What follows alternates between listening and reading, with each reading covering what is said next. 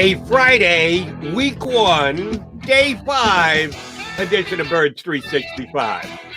We hope you're enjoying it. We got 4 and change shows under our belts. We'll see if we can keep this thing going for a while. It's the Mac guys. John McMullen, Jody McDonald here with you. We've still got an hour and change left to chop up Eagles conversation for you, including getting our own Barrett Brooks to join us next hour. And J-Mac, while Barrett likes to discuss certain things that he picks up on the stream of the show on the middle, I'm going to give a shout out to someone who streamed us within the last couple of minutes because it does lend itself to a question I want to bring to the table for you. And you and I probably have discussed it, but if I forget exactly how you described it, I apologize, but I want to get you back on the record for it. Theodore Nicholas did send this in, and it was about the conversation we're having with Sealski about the Eagles and where they're at. And can they be better than the 2020 version? Can there be optimism about improvement? How would it go about? It was a bad year. We're not that far removed from 2017, and you keep that in perspective when you judge any year going forward. The Eagles have never returned to that perch of what they were and what they did in 2017. And when you judge what they did in 2017, to be true to it, you need to judge what happened before it and what has now since been happening after. How do you describe 2017? Our guy, Theodore Nicholas, said 2017 was an anomaly. I've heard people use the word it was fraudulent, which annoys the snot out of me. It surely wasn't fraudulent. No, wasn't fraudulent. But it was kind of standalone in that you look what it was before and what has transpired after. I think we need to very carefully pick and choose our words to be able to put 2017 in its proper perspective. How would you do so? Well, I think it's fair to call it an anomaly. I mean, just from the perception that there's, the Super Bowl era is pretty big now, and the Eagles got one of them, so it doesn't happen often. You got to go back to 1960 to find a championship before Super Bowl 52. So that part of it is true. It's difficult to win and be the last team standing in this league. The Patriots are the other side of the anomaly. They're an anomaly. Right. Now, when Doug Peterson said new normal and said this is going to be, basically didn't phrase it in that way, but they were hoping to be Patriots-like and having a long run of being consistently at the top of sort of the contender list, for lack of a better term. They did make the playoffs 3 consecutive seasons, despite a ton of injuries. I think overall it was a success. And I've said from day one, look, Doug Peterson should have been given the benefit of the doubt. If he comes back this season, this upcoming season, and has another 4-win season, then you want to move on. I'm okay with that. But 3 calendar years, less than 3 calendar years after Super Bowl 52, you're going to move on from the head coach. I've been consistent. I point my finger at the owner. The owner has gotten into the scapegoating business, and it started before this offseason. Goes all the way back to Mike Rowe, who was another guy who I liked that was not popular with the fan base. And I like Mike personally, and I'm very upfront about that. But bottom line to me, Jody, is Doug Peterson wanted to keep him. Doug Peterson won the Super Bowl. Doug Peterson should have been given that autonomy to keep his offensive coordinator. We saw he wasn't the problem. The offense didn't get magically better without Mike Rowe. There were issues, and you got to get better. But I think the scapegoating has hurt the Eagles. Hopefully that stops. With the new coaching staff, hopefully they'll have a bit of a leash with Jeffrey Lurie and they can start building back up. But yeah, I think it's fair to call it an anomaly. And hey, it's a good anomaly. Not a bad word. As I said, there have been many people that have tried to describe since 2017 on, even before 2017, The one that I've gravitated to, and tell me if you agree with this one or if it's on point or it doesn't correctly describe what has happened here in this town on a football level over the last several years. 2017 was lightning in a bottle. They weren't that good before. They haven't been that good since. They didn't drop off the face of the earth. It wasn't just luck. But I think lightning in a bottle goes a long way in describing what the Eagles football team accomplished in 2017. Agree or disagree? No, I agree with that. And I think the best example of that is those veteran free agent signings. I mean, when you talk about 1 year prove it deals like the Eagles have with Anthony Harrison, Eric Wilson, now you go back to that 2017 team, the Chris Longs of the world, the Patrick Robinsons of the world, the LeGarrette Blunts of the, even Corey Graham later in the process. They all hit. That never happens. And, you know, Patrick Robinson, we all thought he was going to get cut in training camp. He was playing outside corner. He looked like a disaster. He himself was so depressed one day after camp when getting beat like a drum. He acted like he was going to walk away from the game. All of a sudden, Jim Schwartz, the guy you guys hate, moves him inside the nickelback, and he's the best slot corner in football. It was, lightning in a bottle. I agree. That was a shot. I'm sorry, Joe. On the record, no hate here. Just not hate. Undying love, as my partner has shown for Jim Schwartz. So we're a little bit. I'm just having some fun. Okay, good.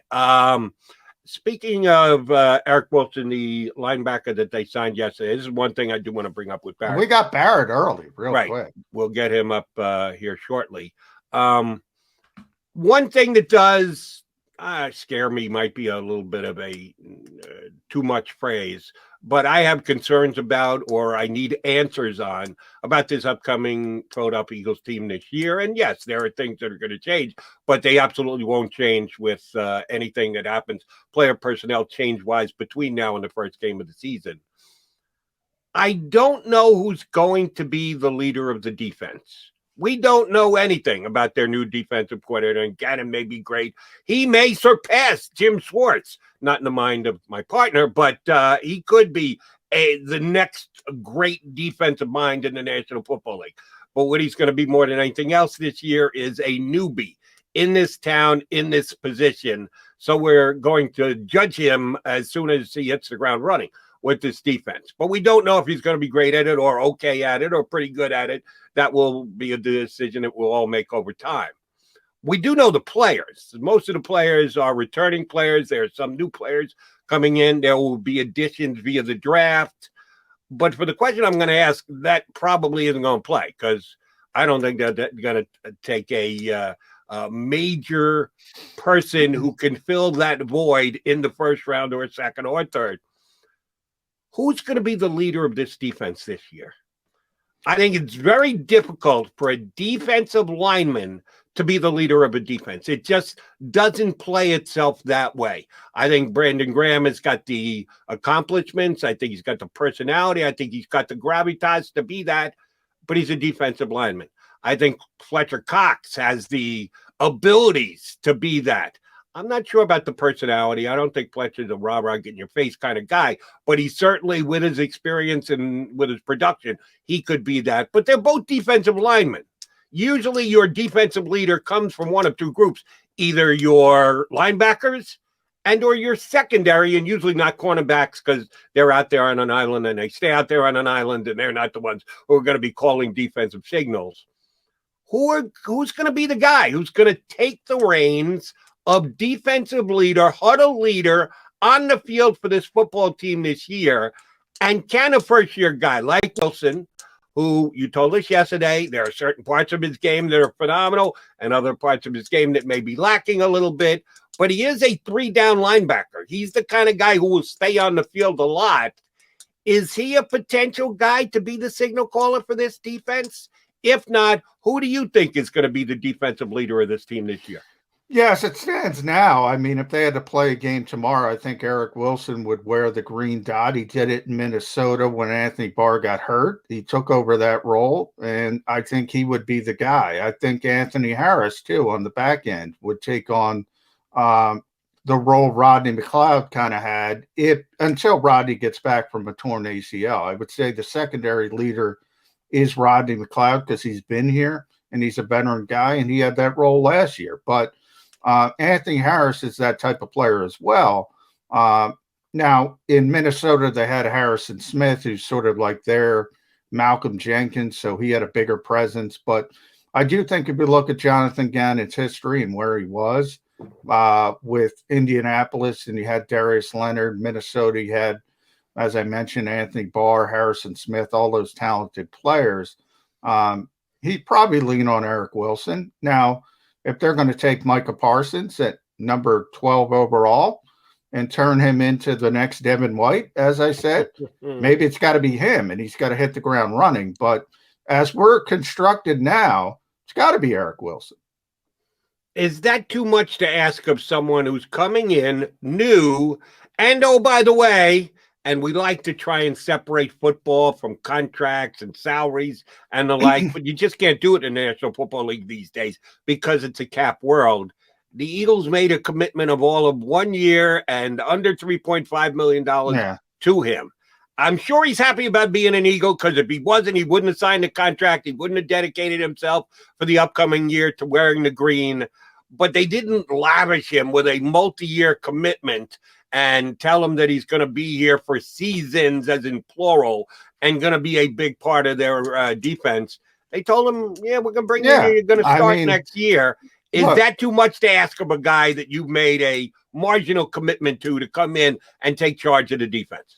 I don't think it's too much to ask for one reason. Remember, Eric Wilson has more experience with Jonathan Gannon and Nick Rollis, his linebackers coach, than anybody else on this team. So he's actually the one who's a step ahead probably in what they want to accomplish because he's been in a similar system. Now, I'm sure they'll tweak things, but in a lot of ways, he's got the leg up on the other guys, even though he just got here.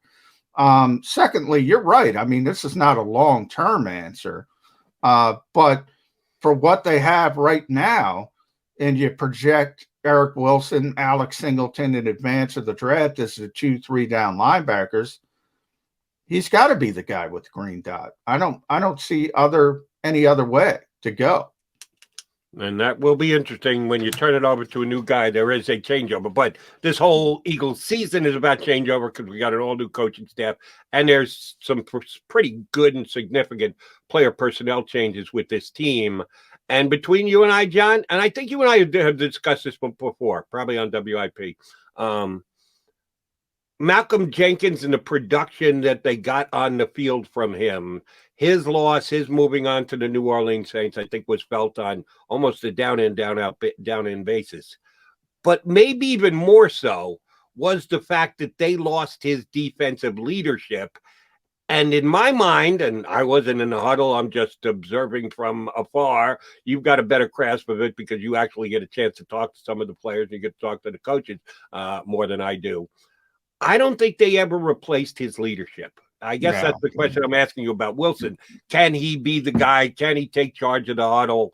It's kind of difficult for a new guy to walk in, a guy who was a part-time player for most of his career with his former team, full-time guy last year, and he's going to be a full-time guy this year. I don't think they ever replaced Malcolm's role of being the guy to take charge of the huddle, and I think that contributed to 4-11-1. Will they be able to do that this upcoming year? I know the new coaching staff is not responsible for what transpired last year, but they're still going to be wearing the Eagle uniform, so Eagle fans are going to hold them responsible. Agree that they never came close to replacing Malcolm's leadership last year? Yeah, I do, but I don't know how you do. I mean, there are not a lot of guys like that around the NFL. I don't think a lot of teams have a leader like that. I mentioned his versatility on the field, his willingness to do whatever you asked him to. I don't know how you replace that. And Jim Schwartz mentioned that. I mean, it's, you got to go about it a different way.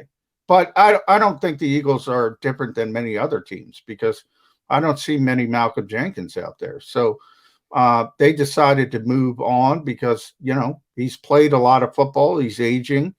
The old adage, Jody, you better to give up on a player a year early than a year late. That's where the Eagles were with Malcolm Jenkins. I don't necessarily agree with it, but from a leadership standpoint, you don't replace guys like that. You just go in a different direction, and you hope at some point down the road you get a leader. Might be linebacker, might be safety, as you mentioned, on the offensive side of football. You always hope it's the quarterback. Quarterback's got to be the quarterback. Yeah, it's got to be the quarterback. But most quarterbacks don't lead like Malcolm Jenkins. So, I mean, that's just kind of baked in.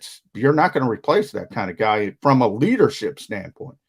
Maybe you could do it from an athleticism standpoint, but not from a leadership standpoint. No, you've got contacts all over the league, and the Eagles did play the Saints this year. I didn't watch Saints games week in and week out and break down Malcolm Jenkins' play. His numbers were fine last year, probably not as good as they were when he was here in Philadelphia, but they were fine. What did the Saints think? What was the overall effect Malcolm Jenkins' addition had on that Saints defense this past year from what you heard around the league? Yeah, I mean, Sean Payton's he's always called letting Malcolm Jenkins out of the building his biggest mistake. He's always said that. He said that for years. So he was thrilled to have him back. Obviously, the Saints made a deep run again. They're always disappointing. It seems like they got one Super Bowl title in the Drew Brees era. They wanted more. They always got Malcolm was a big impact on that team. But I do think also, one of his greatest strengths, Jody, is ultimately hurt him. It hurt him in Philadelphia. It'll hurt him in the Saints. Never leaves the field. Plays every snap. Wants to do that. Plays special teams as well. We talk about tread on the tire. People look at that and say, at some point, guy's going to break down. And so in a lot of ways, his greatest strength as a player is the reason the Eagles moved on from him, which is counterintuitive, but that's the way it goes in this league. Did I tell you my story about Sean Payton giving me what I thought was one of the best answers I ever got on the air? Something I'd never thought of before, but when he said it, it made just so much sense. I said, how did I not come up with this earlier? I'll do it real quick here because we got Barrett coming up in a couple of minutes. I asked Sean Payton, I don't even remember what year it was. The Saints had not been a good team, and there were very few years where Sean Payton has been there since he's been a coach. They weren't all that good. But they had finished strong the year before. They had gotten off to a really putrid start and then finished strong, so people were optimistic about their chances coming back. This might have been early in the Brees era, as a matter of fact.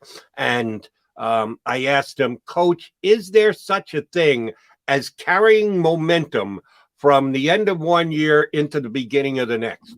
And he just very blatantly said, no.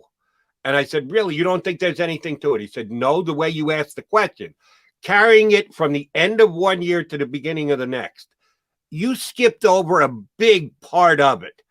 He said, I believe you can carry momentum from the end of your season into the beginning of your off-season workouts, and then you carry that into your camp, and then you carry your camp into your preseason games, and then you carry your preseason games into the start of the season. He said, Jody, you skipped over about 4 or 5 things there in the middle. It's not week 17 in the end of December as compared to week 1, the second week of September. No. There's a whole bunch of stuff that goes on in the middle there that you need to continuously carry as far as momentum goes. If you do that, you can draw from the end of a season to the beginning of the next. But if you don't in the middle, well, then you got no chance whatsoever.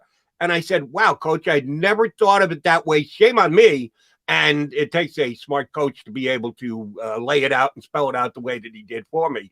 That's why I've always been a fan of his. His record is a good reason to be a fan of his too, but the fact that he gave me that and he took his time to explain it to me the way he was thinking, I always appreciated him for that. Yeah, and there's one, you're looking at right now, the NFLPA and J.C. Treader, the president, who's the Cleveland Browns center, they're going off last season and say, see, we don't need the offseason work, especially veteran players. We were able to do it virtually. The play didn't go down, which I would argue it did, but nonetheless, without the practice time. Bottom line is those guys want some time off. And coaches are the exact opposite. They're like, we got to work with these guys, especially younger players, developmental players. So I see both sides of the fence. Bottom line is guys like Brandon Graham, you brought up earlier, Fletcher Cox, they don't need off-season work, Lane Johnson. But these young guys, the developmental guys, Mike Sealski was talking about, the Jalen Ragers of the world, the John Hightowers, you talk about the receivers, Quez Watkins, on and on and on. They got to stop developing these players. I mentioned that with Zach Berman yesterday.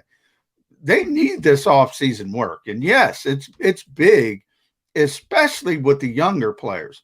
And if you're going to be a Super Bowl champion or even a Super Bowl contender, that's where you build it with the younger players. And that's where you get them better because, once the regular season starts, it's about the next opponent.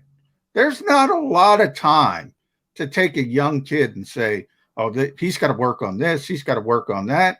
You're worried about the Dallas Cowboys or the New York Giants or the Washington football team. So the offseason is for teaching. I'll bring up Jim Schwartz again. That's what he told me. The offseason is for teaching. I saw the roll of the eyes, Jim. Teaching. Training camp is evaluation. The regular season is preparation. So there's only one part of the schedule you get to teach, and that's the offseason. It's during the offseason. All right, coming up next year on Bird 365 is a guy who lived for that teaching during the downtime, during the offseason. Forget about 2 days. He would have preferred 4 days when it came to practice. I don't know about that. Not. Our buddy Barrett Brooks is going to hop aboard with us. Jim, J-Mac just mentioned the Cowboys. I got a Cowboys question I'm going to put to Barrett. Whole bunch of things we need to talk to with our buddy next. Barrett Brooks joins us right here on Birds 365. If you missed any of today's show on the JAKIB Media channel, listen to the podcast on your way home. Available on YouTube, Apple, and Spotify.